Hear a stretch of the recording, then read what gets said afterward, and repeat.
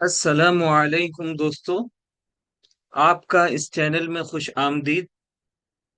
آج ہم کتاب النحو کے چھٹے سبق کا دوسرا حصہ پڑھنے جا رہے ہیں، جس میں ہم اعراب تقدیری کے بارے میں پڑھیں گے۔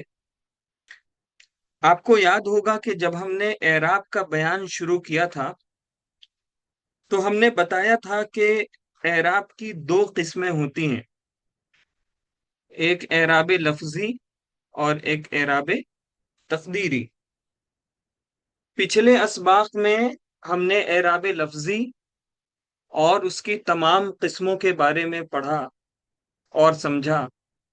آئیے اب ہم اعراب تقدیری کے بارے میں پڑھ لیتے ہیں۔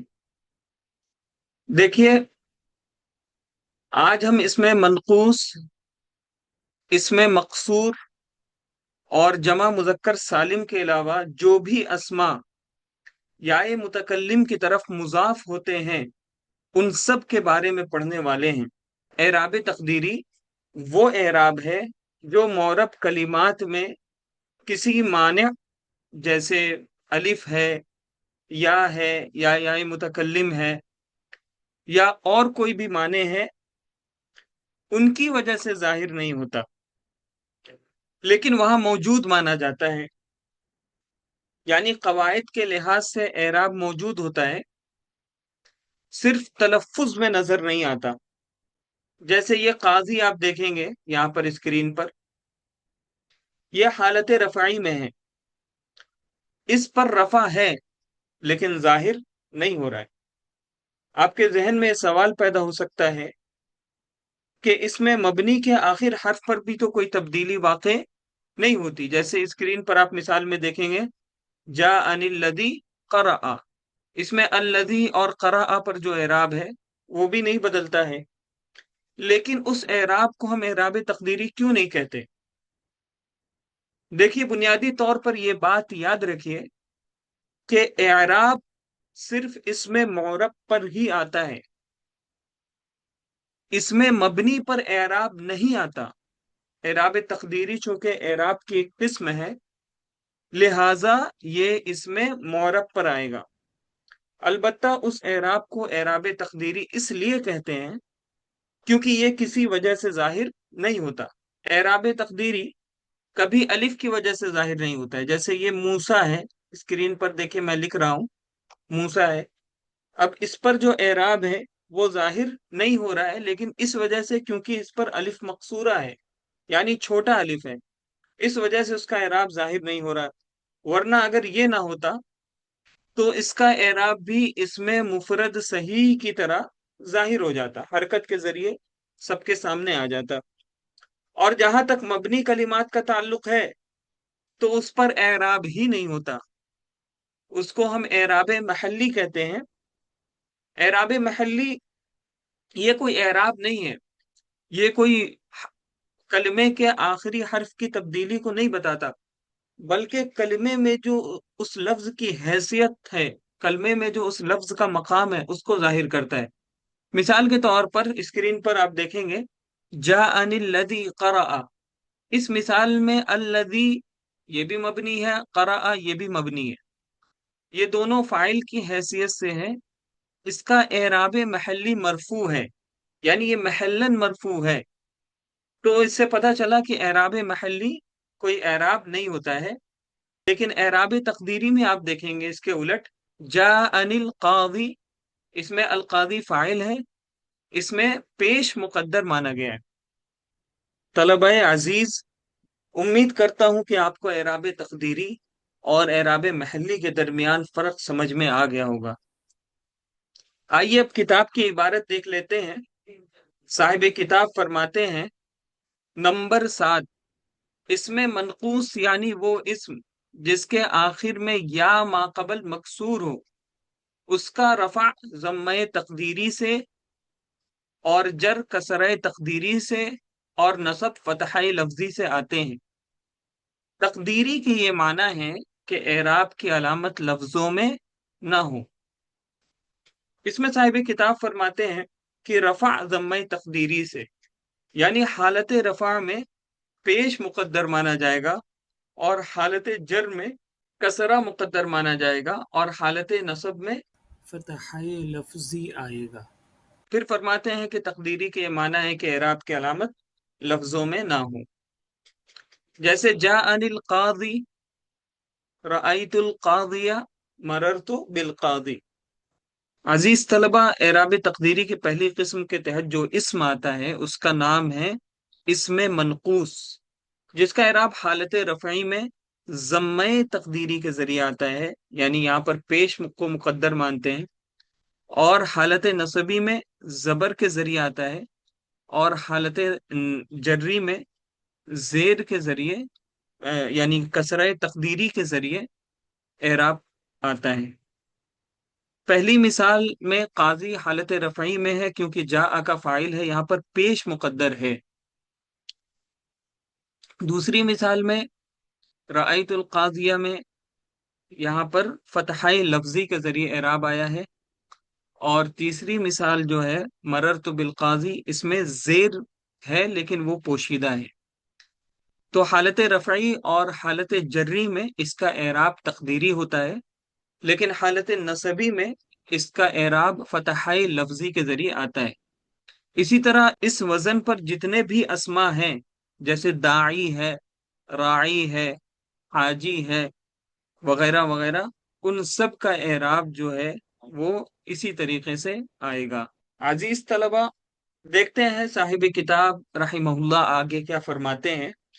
वो फरमाते हैं कि इसमें मकसूर यानी वो इस्म जिसके आखिर में अलिफ मकसूरा हो, और नीज वो इस्म जो या मुतकल्लिम की तरफ मुजाफ हो, उनका एराब तीनों हालतों में तकदीरी आता है। जैसे इसमें मकसूर की मिसाल है जाअनी मूसा, यानी मेरे पास मूसा आए। रअयतु मूसा, मैंने मूसा को देखा। मररतु बि मूसा, और मैं मूसा के पास से गुजरा। इसी तरीके से साहिब किताब ने उस इस्म की मिसालें पेश की हैं जो या मुतकल्लिम की तरफ मुजाफ हों। जैसे जाअनी गुलामी, मेरा गुलाम मेरे पास आया। रअयतु गुलामिया, मैंने अपने गुलाम को देखा। मररतु बि गुलामी, और मैं अपने गुलाम के पास से गुजरा। अब यहाँ पर साहिब किताब रहिमहुल्लाह इसमें मकसूर को बयान कर रहे हैं, और जमा मुजक्कर सालिम के अलावा हर वो इस्म जो या मुतकल्लिम की तरफ मुजाफ हो उसका एराब बयान कर रहे हैं। लेकिन सोचने की बात यह है कि साहिब किताब रहिमहुल्लाह ने तो ये बात लिखी नहीं कि जमा मुजक्कर सालिम के अलावा कोई भी इस्म जो या मुतकल्लिम की तरफ मुजाफ हो, तो उन्होंने तो उमूमी तौर पर कह दिया कि वो इस्म जो या मुतकल्लिम की तरफ मुजाफ हो उसका एराब तीनों हालतों में तकदीरी आएगा। देखिए, हो सकता है कि किसी माकूल वजह से साहिब किताब ने जमा मुजक्कर सालिम की इस किस्म को जिक्र ना किया हो, लेकिन मुख्तसरन तौर पर यह बात समझ लीजिए कि नहव की दूसरी किताबों में इसका जिक्र मौजूद है। यहाँ पर भी हम कुछ तफसील बयान किए देते हैं। अजीज तलबा, जमा मुजक्कर सालिम जब या मुतकल्लिम की तरफ मुजाफ होती है तो हालत रफ़ई में उसका एराब तकदीरी होता है, जिसमें हर्फ वाव को मुकद्दर माना जाता है। जैसे जम्मा को मुकद्दर माना जाता है इसमें मनकूस में, उसी तरह यहाँ पर वाव को मुकद्दर माना जाता है, हर्फ को मुकद्दर माना जाता है। असल में क्या होगा, जाअनी मुस्लिमून आया, यानी मेरे पास मेरे मुसलमान आए। तो इजाफत इसकी की गई, तो इजाफत की वजह से नून एराबी गिर गया, तो मुस्लिमूया हो गया। तो फिर वाव और या जब एक साथ होते हैं तो उनके माबैन कभी भी जमती नहीं है, लड़ाई हो जाती है। इस वजह से एक सरफी कायदे के तहत वाव को या से बदल दिया गया, तो हो गया जाअनी मुस्लिमिया। बाकी हालत नसबी जरी में जमा मुजक्कर सालिम पर जो एराब आता है वही एराब आया, बस इजाफत की वजह से उन्होंने एराबी गिर गया है, यानी बाल्फाजे देगर नसब उजर की हालतों में उन पर एराब लफ्जी आया है। अजीज तलबा, अब हम एराब तकदीरी की दूसरी किस्म पढ़ेंगे जिसमें तीनों हालतों में एराब तकदीरी होता है। इस किस्म के तहत दो इस्म आते हैं। नंबर एक, इसमें मकसूर, यानी वो इस्म जिसके आखिर में अलिफ मकसूरा हो। और मकसूरा इसको इसलिए कहते हैं क्योंकि مقصورہ جو ہے وہ لفظ قصر سے نکلا ہے، جس کے معنی چھوٹے کے ہوتے ہیں۔ اس کے آخر میں چونکہ الف مقصورہ ہوتا ہے، اس وجہ سے اس کو اس میں مقصور کہہ دیا جاتا ہے۔ جیسے یہاں اسکرین پر آپ مثال میں دیکھیں گے کہ موسیٰ کی یا کے اوپر یہ جو کھڑا زبر کی صورت میں جو الف ہے، اس کو الف مقصورہ کہیں گے۔ یہاں پر موسیٰ کا اعراب حالت رفعی میں ضمہ تقدیری، اور حالت نصبی میں فتح تقدیری، اور حالت جری میں کسرہ تقدیری کے ذریعے آیا، یعنی تینوں حالتوں میں اس کا اعراب تقدیری آیا۔ اگر یہاں پر الف مقصورہ نہ ہوتا تو اس کا اعراب کبھی بھی اعراب تقدیری نہ آتا۔ اگر الف مقصورہ کی جگہ آخر میں کوئی دوسرا حرف ہوتا، مثال کے طور پر موسعون ہے، جس کے معنی وسیع کے ہوتے ہیں، جیسے آپ اسکرین پر دیکھیں گے ایک جملہ ہے البیت موسعون، یعنی گھر کشادہ ہے۔ اس مثال میں شروع کے تینوں حروف وہی ہیں جو موسیٰ کے ہیں، یعنی موس، اور حرکات بھی سیم سیم ہے، لیکن آخر میں الف مقصورہ نہیں بلکہ عین ہے، تو اس وجہ سے حالت رفعی میں اس کا اعراب پیش کے ذریعے آیا۔ تو معلوم یہ ہوا کہ الف مقصورہ اعراب کو ظاہر ہونے سے روکتا ہے، تو وہ اعراب مقدر ہو جاتا ہے، چھپ جاتا ہے۔ اگر یہ الف مقصورہ نہ ہو تو اس کا اعراب اس میں مفرد صحیح کی طرح حالت رفعی میں ضمہ کے ساتھ آئے گا۔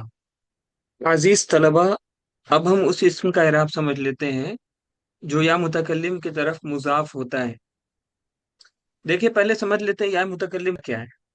یا متکلم ایک ضمیر متصل ہے جو اس بات کی نشاندہی کرتی ہے جب بات کرنے والا اپنی طرف کوئی چیز منسوب کرتا ہے، تو یا متکلم کا جو مفہوم ہوتا ہے اس وقت وہ یہ ہوتا ہے کہ میرا یا میری، مجھے یا میرے لیے۔ تو یہ جو ضمیر ہوتی ہے وہ اسموں کے ساتھ بھی جڑ کر آتی ہے، جیسے کہ یہاں مثال میں آپ دیکھیں گے غلامی میں ہے، اور یہ ضمیر فعل کے ساتھ بھی جڑ کر آتی ہے، جیسے جا انی میں آپ دیکھیں گے یہاں پر، اور یہ ضمیر حرف کے ساتھ بھی جڑ کر آتی ہے، جیسے یہاں پر لی میں آپ دیکھیں گے۔ یا جو ہے وہ ایک ضمیر متصل ہے، یعنی جب متکلم کوئی بات اپنی طرف منسوب کرنے کا ارادہ کرتا ہے تو یا متکلم کا استعمال کرتا ہے۔ جیسے مثال میں دیکھیں گے جا انی غلامی، میرے پاس میرا غلام آیا، اس میں یا جو ہے یہ محلن مجرور ہے۔ اب آگے چلتے ہیں، اس کو سمجھتے ہیں کہ جمع مذکر سالم کے علاوہ جتنے بھی جو اسم ہوتے ہیں یا متکلم کی طرف مضاف ہوتے ہیں، ان کا اعراب تینوں حالتوں میں تقدیری آتا ہے۔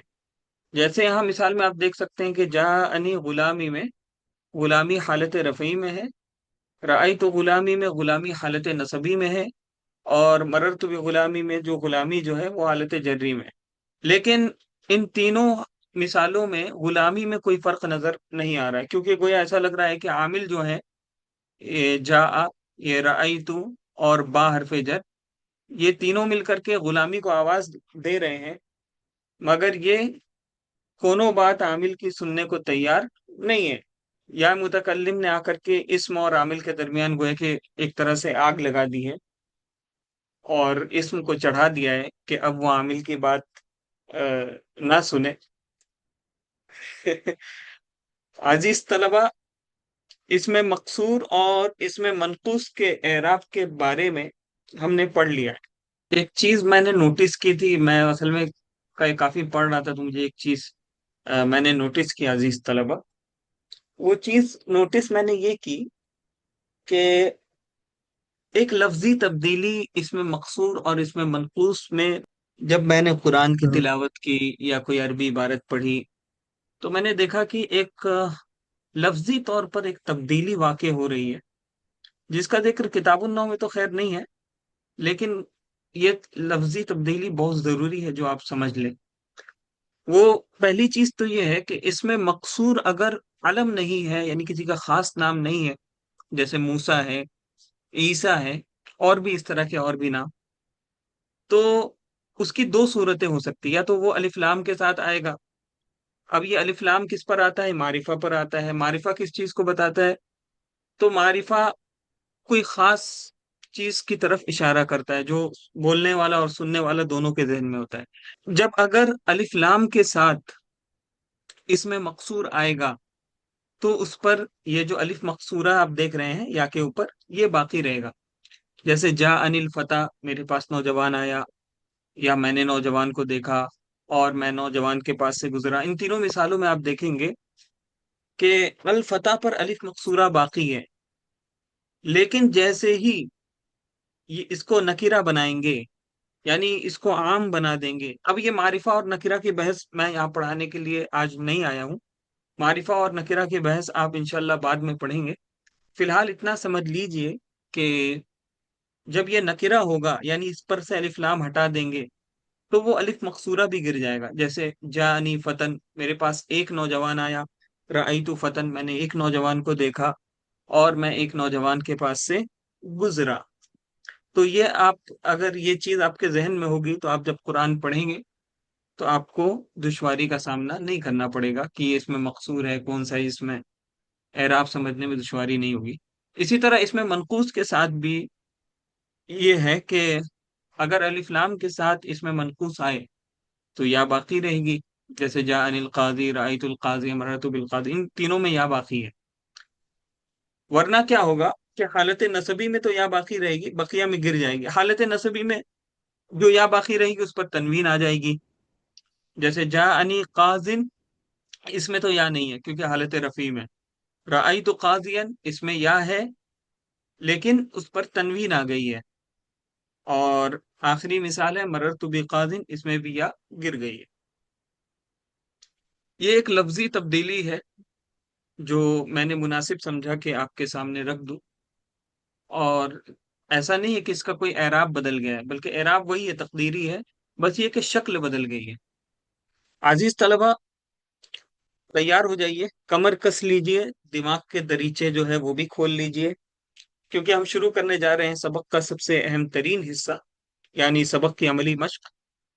اس عملی مشق میں ہم قرآنی آیتوں کے ذریعے سمجھیں گے اس میں منقوص کو، اس میں مقصور اور مضاف یا متکلم کی جو مثالیں ہیں اس کو دیکھیں گے اور ان کے اعراب کو بھی دیکھیں گے.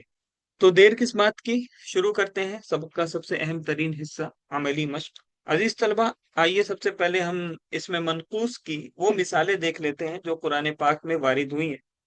پہلی آیت کریمہ پر غور کریں گے تو اللہ تعالیٰ ارشاد فرماتے ہیں فَقْضِ مَا أَنْتَ قَاضٍ، یعنی جب جادوگروں نے اپنے ایمان کا اظہار کیا اور کہا کہ ہم ایمان لاتے ہیں موسیٰ کے رب پر، تو فرعون نے ان کو کہا کہ کاٹ ڈالیں گے، مار ڈالیں گے. تو جادوگروں نے کہا تم کو جو فیصلہ کرنا ہے کرو، فَقْضِ مَا أَنْتَ قَاضٍ. اس میں، اس آیت میں آپ دیکھیں گے جو ابھی ہم نے آپ کو بتایا کہ الف لام نہیں ہوتا ہے اگر اس میں منقوص پر، تو اس کی یا گر جاتی ہے. دیکھیں یہاں پر قاضن میں یا نہیں ہے، اور قاضن جو ہے وہ انتا کی خبر ہونے کی وجہ سے، یہ جو انتا ہے اس کی خبر ہونے کی وجہ سے حالت رفیع میں، اس لیے اس کا اعراب جو ہے وہ ضمہ تقدیری کے ذریعے آیا ہے. اور یا اس لیے نہیں ہے کیونکہ میں نے آپ کو بتا دیا ہے کہ یا جو ہے قاضن جو ہے وہ نکرہ ہے، اور اس پر الف لام نکرہ پر نہیں آتا ہے، اور خبر چونکہ ہمیشہ نکرہ ہوتی ہے اس وجہ سے یہاں پر یا نہیں ہے. دوسری آیت سورہ آل عمران کی ہے جس میں اہل ایمان اللہ تعالیٰ سے دعا کرتے ہوئے کہتے ہیں کہ اننا سمعنا منادیا ینادی للایمان، کہ ہم نے ایک پکارنے والے کو سنا جو ایمان کی طرف بلاتا ہے. اس میں منادین، اس میں منقوص ہے اور حالت نصبی میں ہے اور اس پر تنوین ہے، یا تو ہے لیکن اس پر تنوین ہے. اور ابھی ابھی ہم نے آپ کو بتایا کہ اس میں منقوص کا اعراب جو ہے اس پر اگر الف لام نہ ہو اور وہ حالت نصبی میں ہو. حالت نصبی میں کیوں ہے؟ تو یہ سمعنا کا مفعول بھی ہے، اس کی وجہ سے یہ حالت نصبی میں، ہم نے سنا پکارنے والے، فاعل کا فعل اس پر واقع ہو رہا ہے. عزیز طلبہ، اس طرح اور بھی آیتوں میں لال رنگ سے ہم نے جس لفظ کو رنگا ہے وہ سب اس میں منقوص ہے. اگر ہم ساری آیتوں کو پڑھیں گے تو یہ سبق بہت طویل ہو جائے گا، تو طوالت کی وجہ سے یہاں پر ہم ان کی تلاوت مناسب نہیں سمجھتے. دوسری مثالیں ہیں اس میں مقصور کی. آپ اسکرین پر جیسا کہ دیکھ سکتے ہیں ارشاد ربانی ہے اولئک علی ہدی من ربہم، یعنی یہ وہی لوگ ہیں جو اپنے رب کی طرف سے ہدایت پر ہیں۔ ہدن اس میں مقصور ہے، اور اس پر الف مقصورہ نہیں ہے، اور اس لیے نہیں ہے جیسا کہ ہم نے آپ کو بتایا کہ اس میں مقصور پر الف لام نہ ہو تو اس کے آخر میں سے الف مقصورہ جو ہے وہ حذف ہو جاتا ہے، جیسے فتن والی مثال میں آپ نے دیکھا، ابھی کچھ دیر پہلے ہی ہم نے پڑھا تھا۔ اسی طرح دوسری مثال میں آپ دیکھیں گے ارشاد خداوندی ہے وَلَقَدْ جَاءَهُم مِّن رَّبِّهِمُ الْهُدَىٰ، یعنی اور ان کے پاس ان کے رب کی طرف سے ہدایت آ پہنچی۔ اس میں جو الہدا ہے وہ حالت رفعی میں ہے، کیونکہ یہاں پر جو الہدا ہے یہ جاء کا فاعل بن رہا ہے۔ تو دوسری چیز یہاں پر الہدا پر آپ نوٹس کر رہے ہوں گے وہ یہ کہ یہاں پر الف مقصورہ آپ کو نظر آ رہا ہے، وہ اس لیے کیونکہ اس پر الف لام ہے، اس کو معرف باللام کہتے ہیں، یعنی ال کے ذریعے اس کو معرفہ بنایا گیا۔ تیسری آیت میں ارشاد الہی ہے وَأَلْقِ عَصَاكَ، یعنی اللہ تعالیٰ موسیٰ علیہ السلام سے کہتے ہیں اے موسیٰ تو اپنی عصا کو ڈال دے۔ تو عصا جو ہے یہ القی کا مفعول ہونے کی وجہ سے حالت نصبی میں اس کا اعراب بھی تقدیری آیا ہے۔ آپ کے من میں یہ سوال پیدا ہو سکتا ہے کہ الف مقصورہ تو صرف یا کے اوپر ہی نظر آ رہا تھا اب تک، لیکن یہاں اسکرین پر آپ دیکھ رہے ہیں کہ عصا پر جو ہے وہ یا پر نظر نہیں آ رہا۔ دیکھیے بات خوب اچھی طرح سمجھ لیجئے کہ وہ الف مقصورہ جو واو سے بدلتا ہے، واو سے بدل کر کے آتا ہے، وہ الف کی شکل و صورت میں رہتا ہے، اور جو یا سے بدل کر الف بنتا ہے وہ یا کے اوپر کھڑا دبر کی شکل و شباہت میں نظر آ جاتا ہے، تاکہ یہ بات معلوم ہو جائے کہ یہ الف مقصورہ یا سے بنا ہے یا پھر واو سے بنا ہے۔ یہاں ایک بات بتانی بہت مناسب معلوم ہوتی ہے کہ یا ضمیر کیا ہوتی ہے، مبنی علی الفتح ہوتی ہے کہ مبنی علی السکون ہوتی ہے؟ یہ بہت اہم سوال ہے کہ یا کیسی ہوگی، مبنی علی الفتح ہوگی یا مبنی علی السکون ہوگی؟ تو اس کا ایک قاعدہ ہے، وہ قاعدہ یہ ہے کہ یہ ہمیشہ مبنی علی الفتح رہے گی اگر یا متکلم کی طرف اضافت کی گئی ہو تثنیہ کی یا جمع کی، یا آپ کہہ لیجئے کہ اس میں مقصور کی۔ یہاں پر آپ نیچے مثال میں دیکھیں گے محیا، یا یہ اس میں مقصور ہے، یہاں پر یا ہمیشہ فتح ہوگا، اور یہ فتح یعنی یہاں پر فتح جو ہوگا یہ لانا واجب ہے، فرض ہے۔ اور دوسری صورت یہ ہے کہ یا متکلم کی طرف اس اسم کی اضافت کی جا رہی ہے جو صحیح ہے، تو اس میں فتحہ بھی لا سکتے ہیں اور سکون بھی لا سکتے ہیں، دونوں جائز ہے۔ یہاں پہلی مثال میں آپ دیکھیں گے رب اغفر لی ولی والدیہ، یعنی اے ہمارے رب میری مغفرت کر دے اور میرے والدین کی مغفرت فرما۔ تو والدیہ یا کے اوپر فتحہ ہے کیونکہ یہ تثنیہ کی اضافت یا کی طرف کی جا رہی ہے۔ دوسری مثال ہے وَلَنُسْكِنَنَّكُمُ الْأَرْضَ مِن بَعْدِهِمْ ذَلِكَ لِمَنْ خَافَ مَقَامِي وَخَافَ وَعِيدِ، تمہیں ان کے بعد زمین میں بسائیں گے اور یہ وعدہ اس کے لیے ہے جو میرے حضور کھڑے ہونے سے ڈرے اور میری وعید سے خوف کھائے۔